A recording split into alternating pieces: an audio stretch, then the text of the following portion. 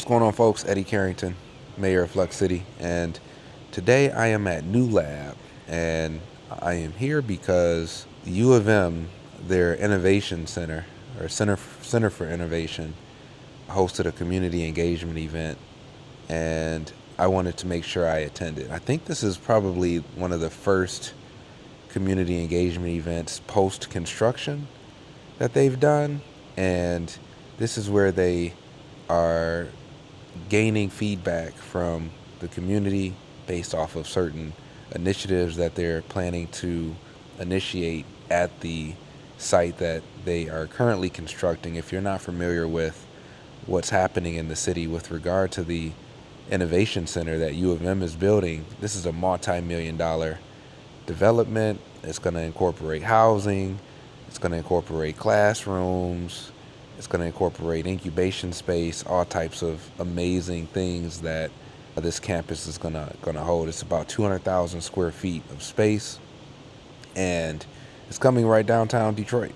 And they are projecting it to be complete by 2027, fall of 2027. But I wanted to come down and listen because, this is the type of stuff that literally is reshaping the city of Detroit, and it's happening right before our eyes. And we don't even realize to what extent these types of initiatives are actually transforming the city slowly, but at the same time, really aggressively. And the city of Detroit, 10 years from now, you thought that the last 10-year progression up until this point was phenomenal. I think we ain't seen nothing yet, honestly. And this is one example, one of many examples of the type of talent, the type of interest, the type of opportunity that the city of Detroit has been able to draw to the city, to a point where we're really seeing an evolution of a city that is starting to try to find a different identity. I'm excited about the future of the city of Detroit. I'm really optimistic about the city of Detroit. And I am hoping that this video, along with my other videos, just really help show you just how monumental these types of ordeals are, and what to prep for in the near future as you plan out your strategy. You determine where you potentially may end up living and or migrating to, or migrating out of. A lot of people still want to leave the city of Detroit for one reason or another, which is understandable. But the city is really, really becoming an innovation hub like no other. And I'm excited to just really be able to witness this evolution. I just wanted to make sure I showed up to this community engagement event, listen to these representatives, understand how there may be opportunity for me to take advantage of this unparalleled growth that is, for whatever reason, really hard to see because it's literally right in front of our eyes. But at the same time, it's phenomenal, and it's on another level when it comes to what's happening in our city. So check it out. Yeah, we have, we're in the garden court, which is now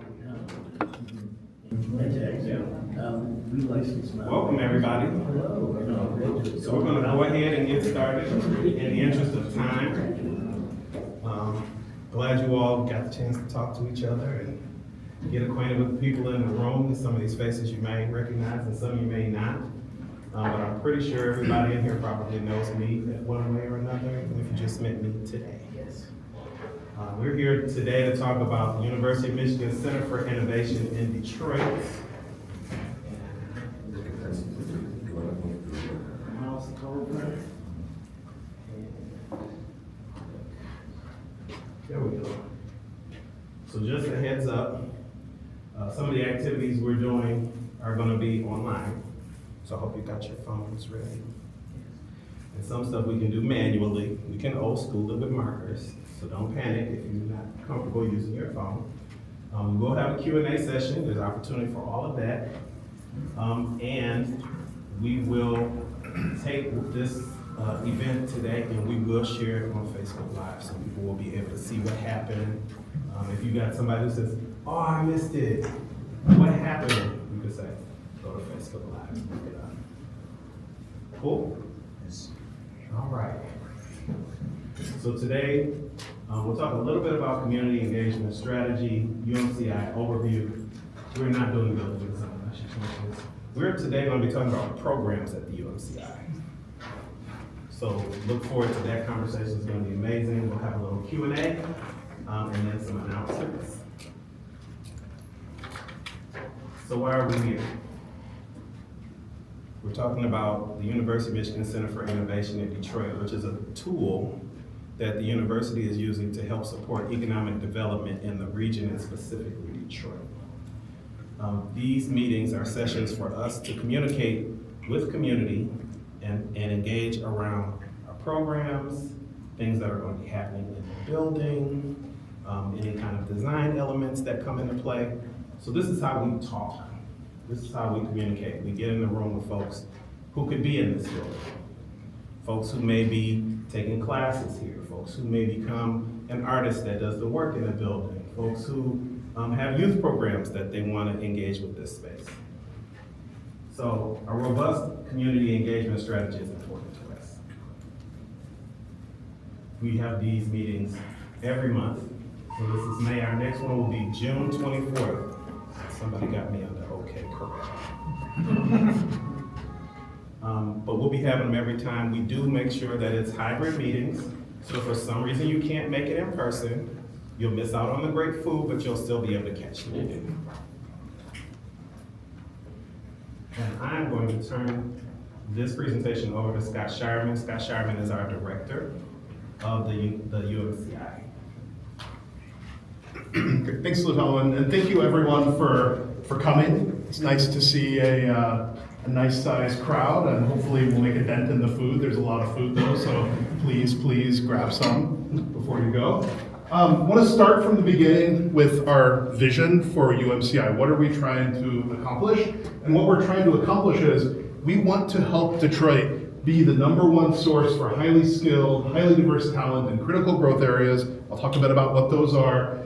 Ultimately though, to catalyze economic development and grow prosperity in the city and the region, right? That's how we're going to measure our success. Did we help with economic development? Did we grow prosperity for the residents of Detroit? Lutalo mentioned a bit about our community engagement, but want to also highlight here our philosophy. This is what I learned from Lutalo. Nothing about us without us, right? So that's why we want to convene these meetings. That's why we're really here. We want to engage everyone in the community as much as you want to be engaged with us as we're designing and figuring out the program. We've got some ideas, we've got some hypotheses, but we really want input to make sure that this is a place when it opens that's really serving the community in the way the community wants to be served. So I talked a bit about our vision, our mission earlier, but wanted to call here, this is the site before we broke ground. We had a groundbreaking in December 23. This is, I'll show what it looks like now in a minute. This is the UMCI team as it actually was a few weeks ago. We've actually grown the team lately, but you can see Lutalo and I are here, and there are 4 other people. Usually Lauren would be here, but I don't know why we let her take vacation this week. Since you can have a vacation. Yeah, I don't know why we thought that was allowed, but she's on vacation. Hope she's having fun. And then I'm sure you'll have a chance to meet others of the team if you come to more events like this. I mentioned we recently grew because we actually, I don't know how many of you have heard of Michigan Engineering Zone, which is the first robotics. They recently we've recently agreed with the College of Engineering. They're going to join the UMCI team as full members because, as I'll talk about in a moment, we really want to grow that sort of K through 12 engagement. And so that team is, we need to update our photo. We do. Okay, so going back, I showed that picture of what it looked like before construction. This is where we are located, probably about a mile from here. This Grand River, Columbia, Fox Theater over here. So we're just right in that, what I like to call the sports and entertainment district, because we have all the sports arenas, we have great venues all close by here. But this is where we are building the academic building. This is what the site looks like As of yesterday. We gotta up our game. Yesterday, but we have a webcam. We can share that if anyone's interested. You can see what it looks like in real time. But as you can see, we're making good progress on the construction. We broke ground December 23.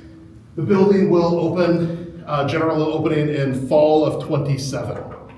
So we got a little more than 2 years, but it doesn't feel like a lot of time for all the stuff we're trying to accomplish. But this is what the building looks like. This is what it will look like when it's done. So I don't know how many of you have seen this before. We had these approved by the Regents last year. But this is the building. And I think it's interesting because there aren't a lot of buildings that look like this around here. It's a very modern, to me it feels like a building in motion, which I think captures sort of the spirit of mobility and Motown. So I like it. Okay, I showed that map, the location, but this is to give a little more context on what we're doing. So this is the academic building that I showed here right along Grand River. We also, through our partners Related and Olympia, they are building the student housing for us, which we're going to lease out for our students. Have 250 units, about 450 beds. There's a park that they're building as part of their development. And then this space here, incubator, we're not really sure exactly what we're gonna do with that space. It's penciled in there as an incubator, but we're in an incubator right now. This is a great space. We don't want to compete with this space. We're actually here now in the interim time. Tech Town's got a great incubator. This is probably not gonna be an incubator when it opens, but we're trying to figure out what's the best use of that space. We got about 50 to 100,000 square feet there. The best idea right now, I can say, and this is very, very preliminary, but we're talking about what if we put an early childhood education center there? Wouldn't that be amazing for the city, right? So we're kind of thinking about, but I mean, this, all ideas are good ideas right now. We're really trying to brainstorm what's the best use of that space when your vision is grow prosperity and economic development in the region. This is not our slide, but I like to show this slide because I'm proud of it, and Lutalo will probably have to help me with it. This is a slide that AEC, I don't know what it stands for, but they're the people who build all the buildings in Ann Arbor. Architecture, engineering, and construction. Oh, see, I told you you'd help me. Architecture, engineering, and construction. That's a group in Ann Arbor. They build all of UN's buildings. They're managing construction of this building, even though it's not in Ann Arbor. They made this slide, and they made this slide to show off as their showcase of the cutting edge of sustainability in their portfolio, right? So that's why I'm proud of this slide. This is the most sustainable building that the University of Michigan has ever built.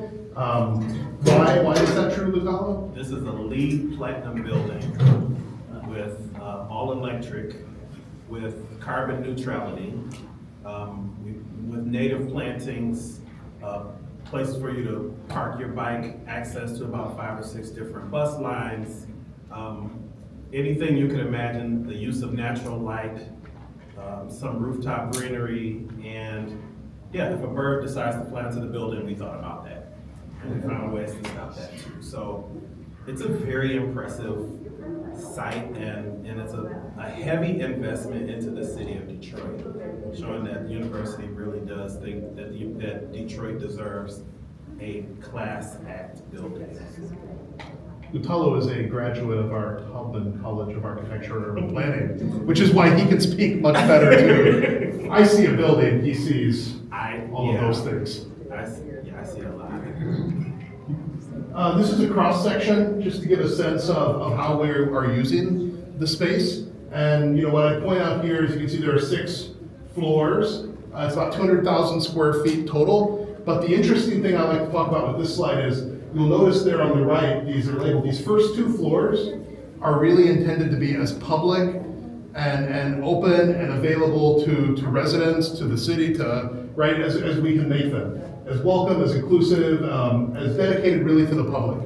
And so a couple things we'll be doing there to that end. So I mentioned earlier the Michigan Engineering Zone is now part of UMCI. They're going to be housed here. Right now they're at our Midtown location, the Detroit Center, but they're going to be here, right? And so K through 12 STEAM engagement. That's one of the big things we want to do in these 2 floors. So how can we bring in kids, probably starting middle school, high school, bring them in and engage them in a way that gets them excited about higher education. So the Michigan Engineering Zone First Robotics. Kids come in and they build BattleBots. And you see these kids light up and they realize, oh, this is what engineers do. This is fun. I could be an engineer. And they like suddenly you put a door in front of them, you open the door and they walk through, right? And they go to UM Ann Arbor, they go to UM Dearborn or Wayne State, and they study and they become an engineer.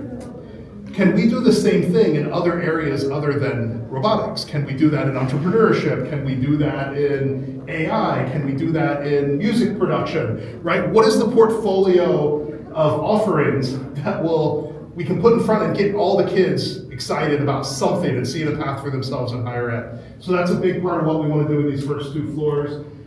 The other 2 things you'll note on here, clinic, Ross Impact Studio. So that clinic is not a health clinic.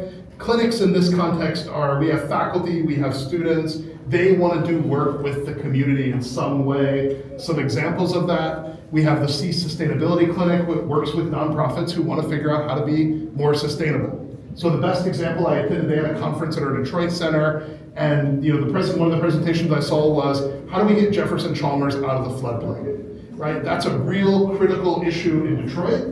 Right? How do we solve it? Well, we've got faculty and students who want to do consulting, who want to help solve problems like that in the city. They'll have a space to do it here in UMCI.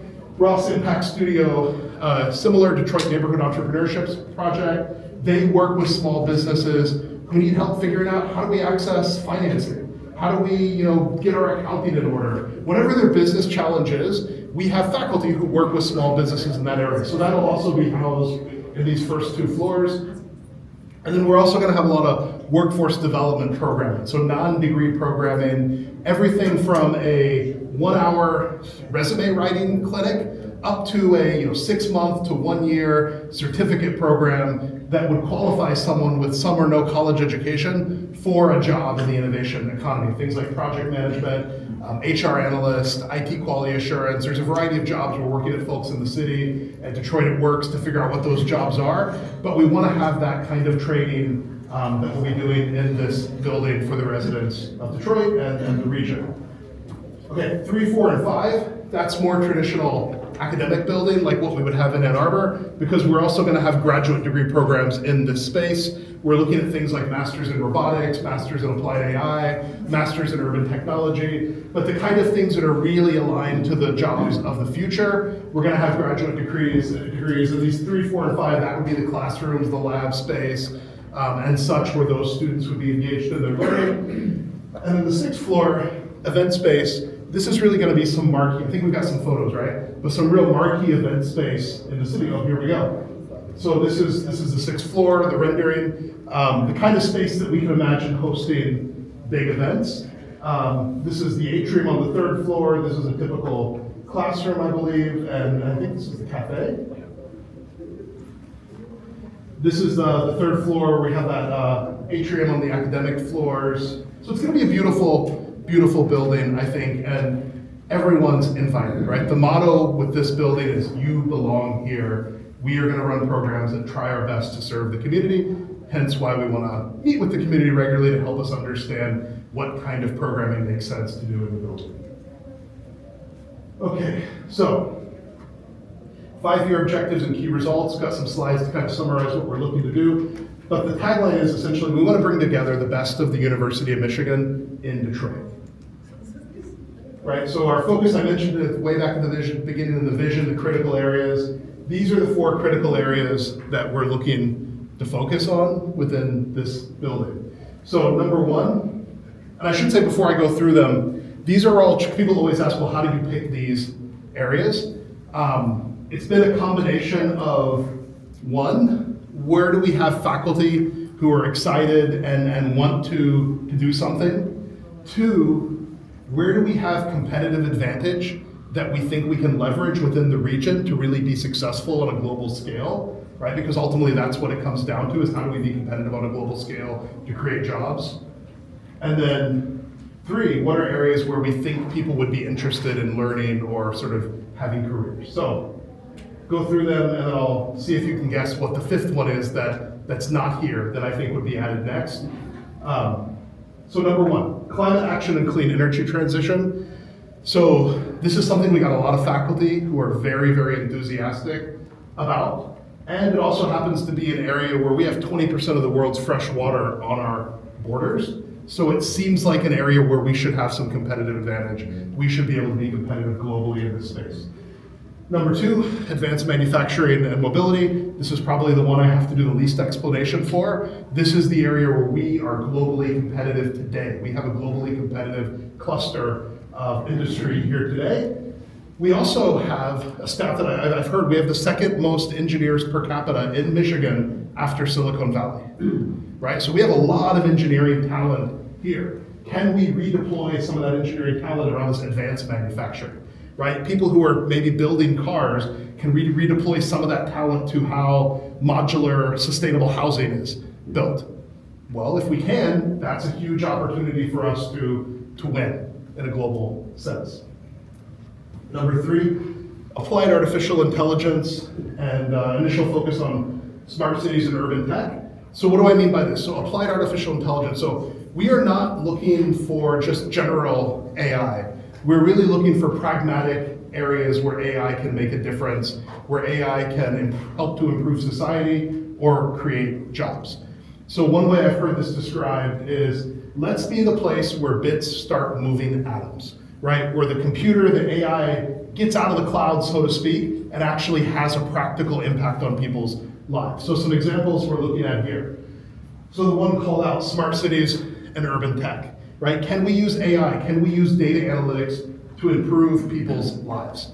The best example I have here, there are a couple examples, but the best one is not a University of Michigan, but it is a Newlab startup, Just Air. I don't know if anyone has heard of Just Air, but I heard this thing they're doing that just kind of blew me away with how amazing it is. It's kind of simple, but like amazing at the same time, where they've put sensors on playground lights. And if the air quality is bad, the light will turn red. If the air quality is good, the light is green, right? Or something like that. So you can just at a glance look and be like, okay, it's safe to go out and play today, or it's not safe to go out and play, right? Those are the kind of things that use data, use sensors, maybe use AI or maybe not, but will improve the lives of urban dwellers. Another example is AI in education. We have one of the top schools of education. We have one of the top colleges of engineering. What if we got together the engineers with the learning scientists and we became the place where we really figured out how to apply AI and technology in the service of improving educational outcomes? That would be a pretty cool thing. It would potentially have huge benefits for DPS and for our students and for making us more competitive for attracting talent by improving the quality of education. Well, that's exactly the kind of thing we want to do research on in this space. And the last one here, entrepreneurship and innovation. This we just want to get to capturing this idea that we want every one of our students to have this skill set around recognizing opportunity, working on interdisciplinary teams, designing solutions that scale, right? This is like secret sauce of driving innovation. Whether they come here and they start their own companies and get space here in Newlab, or they go work for big companies and they drive innovation from within, we just want to make sure all of our students have this skill set. Okay, and is this my last slide? My last slide before I turn it over and you get to have Lutala, who's much better at this than I am. But who are we serving? Who are we serving with this center? So these are 4 audiences we want to call out and highlight. Doesn't mean this is the only audiences we serve, but these are audiences that we think we can serve well with our center. So number 1, and so I should say the tagline here is, these are all current or future Detroiters. That's really what our focus is. We want to serve current and future Detroiters. And so number 1, if you want to serve current and future Detroiters, people who are here now, that's number 1. They're most likely to be here in the future. So how do we serve Detroit residents? That's a big part of why we want to have these community sessions, because we really want to understand the programming that serves Detroit residents. Number 2, we recognize that top international students needs to also be part of the story. Given that I talked about the graduate degrees we're doing, they're all STEAM aligned, international students has got to be a part of that story in this 21st century. But can we identify international students around the world who would be excited to come and live and work in Detroit? right? It doesn't do us any good to bring in top students from around the world. They come here for a year and then they just go to San Francisco or Austin or New York. How do we find students that will be excited about living and working in Detroit? We think we can find students like that. Number 3, regional talent. So you can define region as broadly as you want. The biggest, I would say we define it as Midwest. And so the best example I would say here is actually someone like me. So I grew up in Indiana. I was a first-gen college student. I grew up on a farm in a very rural community. When I turned 18, I left, right? I went to Chicago because I looked around and I said, I'm not gonna have the kind of opportunities where I live that I wanna have. I'm gonna go to Chicago and make my career there. And I did. That's where I worked for the first 15 years of my career before ultimately moving on. Can we attract talent? Like the people like me today, come to Detroit. Come make the first 10 years of your career in Detroit, and you're gonna be farther along because exciting things are happening here. You're gonna be farther along here than if you went to Chicago. I think we can do it. I think we can make that compelling argument. And 4, HBCU, so historically black colleges and universities. HSIs are Hispanic serving institutions, and TSIs, tribal serving institutions. There are a ton of really amazing undergraduate talent at these institutions. And a lot of those people, when they get close to graduating, they look at it and say, I want to go to a top elite R1 research university to do my graduate education. Can we create the kind of pathways so that the best talent from those institutions want to come, live, work, study in Detroit?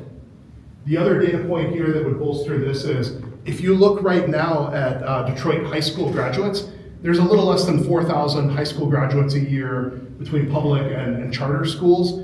And you look at like top universities that attract these students. Number 1 is the University of Michigan. We have about 90, which even though we're number 1, that's still way too small. We need to grow that higher and higher. We need to get more Detroit kids coming to UM Ann Arbor. But 2, 3, and 4, Howard, Spelman, Morehouse collectively get 20 students. So there is already a rich tradition, a pathway of top students from Detroit high schools going to HBCUs. And I imagine many of them would like to come back and do their graduate study in Detroit. I don't know, Latala, do you know anybody I know one that did that. So Latala went to Morehouse. He's one of these, he graduated Detroiter, went to Morehouse, had his success, and then came back to Detroit and did his master's at Taubman, right? So how do we attract students like you, right? So it's like me and like you, right? Who want to come and be at UMCI and would benefit. We think we can do that. No, have you You? took over? I Sure. can take over. Okay. So I'm gonna hand it back to Latala. Gonna close this out.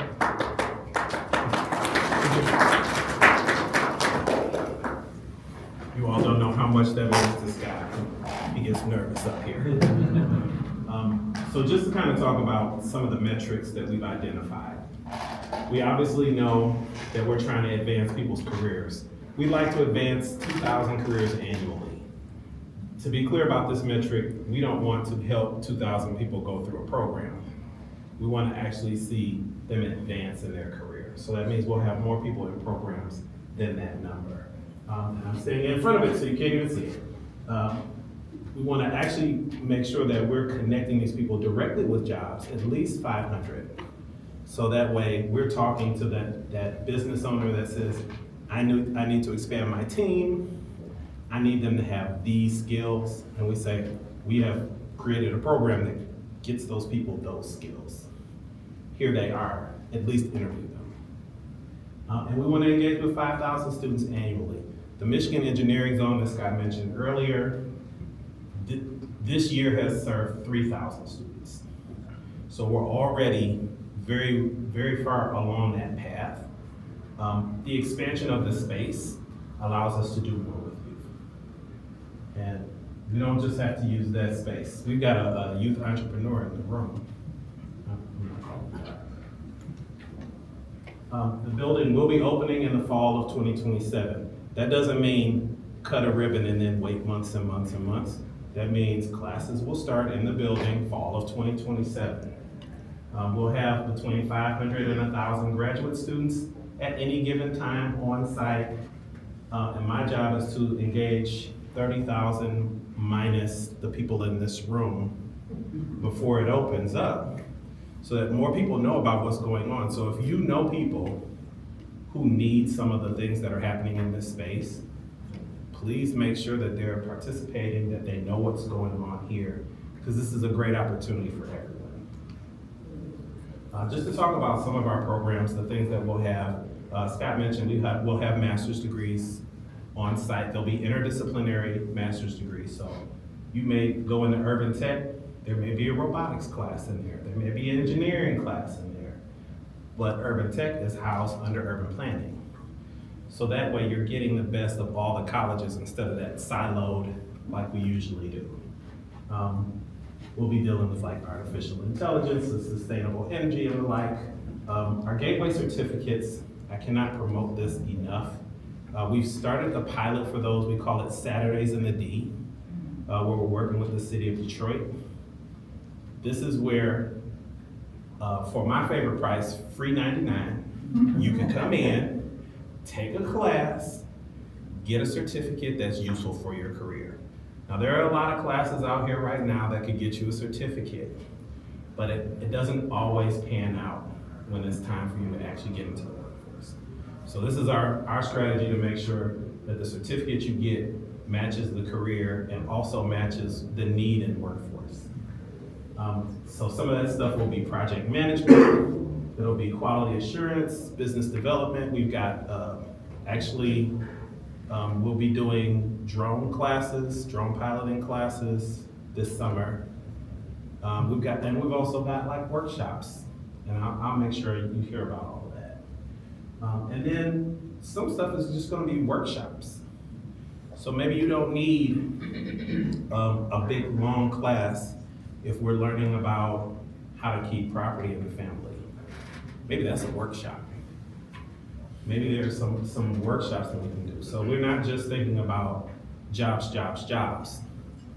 When we start talking about economic development, we're talking about all the things that are associated with economic development. How do we keep people in the city before we bring people into the city? And then there's some programming classes, things like Python, which a lot of you guys are familiar with. So I mentioned Saturdays in the D.